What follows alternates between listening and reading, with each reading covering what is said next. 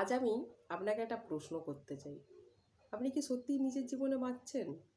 নাকি অন্যদের প্রত্যাশা পূরণ করতে গিয়ে নিজের জীবনটা কাটিয়ে দিচ্ছেন? আমরা অনেক সময় নিজেদের স্বপ্ন, নিজেদের ইচ্ছা, এমনকি নিজেদের পছন্দকেও পিছনে রেখে দিই শুধু মানুষ কী ভাববে এই ভয়। কিন্তু সত্যিটা কি জানেন তো?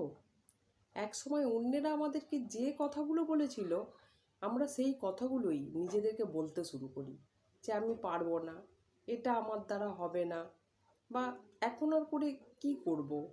মনে রাখবেন, অন্য কেউ আপনার সম্ভাবনাকে দেখতে না পাওয়া মানে এই নয় যে আপনার মধ্যে কোনো সম্ভাবনা নেই। নিজের দিকে ফিরে তাকান একবার এবং নিজেকে প্রশ্ন করুন যে আজ যদি আমি অন্যের মতামত নিয়ে না ভাবতাম, তাহলে আমি আমার জীবনটাকে কিভাবে বাঁচতে চাইতাম। হয়তো আপনার কোনো পুরনো স্বপ্ন আছে, হয়তো আপনি স্বপ্নটাকে কোনো কারণে পিছিয়ে রেখেছেন, কিন্তু যদি এখনও আপনার মনের মধ্যে সেই স্বপ্নটা থাকে, তাহলে আমি বলবো এখনও আপনার অনেক কিছু করার আছে সেই স্বপ্নটা নিয়ে। নিজের জীবন পরিবর্তন করার প্রথম ধাপই হলো অন্যের চোখে নিজেকে দেখা বন্ধ করা। নিজের উইকনেস বুঝুন, নিজের স্ট্রেংথকে চিনুন, নিজের নেগেটিভ থটকে চ্যালেঞ্জ করুন এবং প্রতিদিন নিজের ভবিষ্যতের জন্য কিছু ছোট ছোট পদক্ষেপ নিন।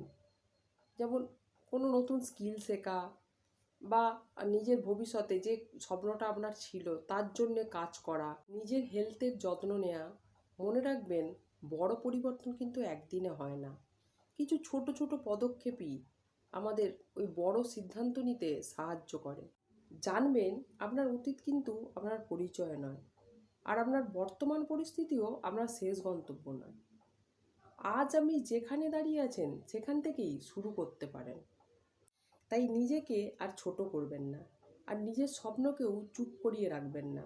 নিজের ওপরে কাজ করুন, নিজেকে বুঝুন এবং নিজের জীবনের পরবর্তী অধ্যায় নিজেই লিখুন।